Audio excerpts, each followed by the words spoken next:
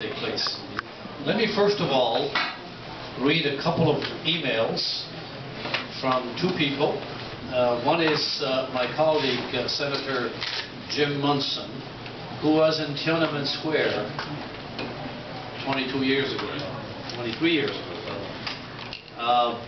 and he witnessed the atrocities that went on in Tiananmen Square.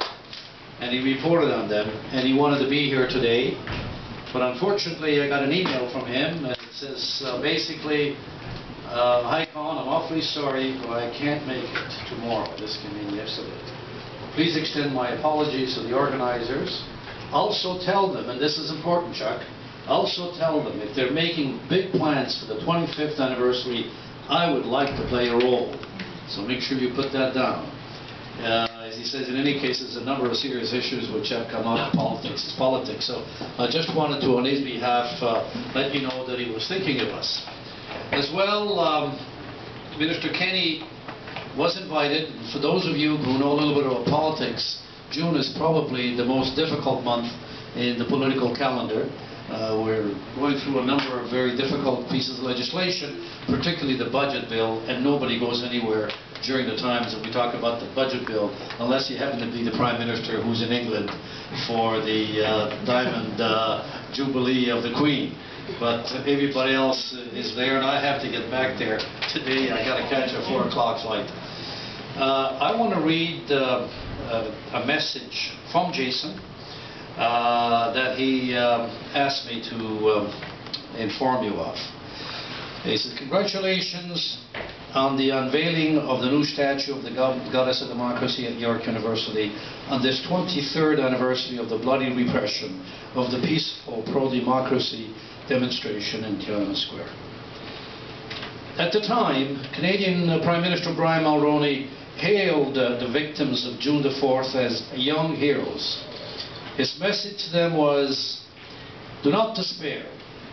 Victory must eventually be yours, because liberty cannot be denied. Indiscriminate shooting has snuffed out precious human lives, but they can never snuff out the fundamental urge of human beings for freedom and democracy." Quotation.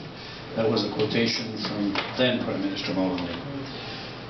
Jason continues, "The events of the day may seem like distant historical events to today's undergraduates at York University, many of whom were not even born at the time. I hope that this statue will remind them that the struggle it represents is far from over.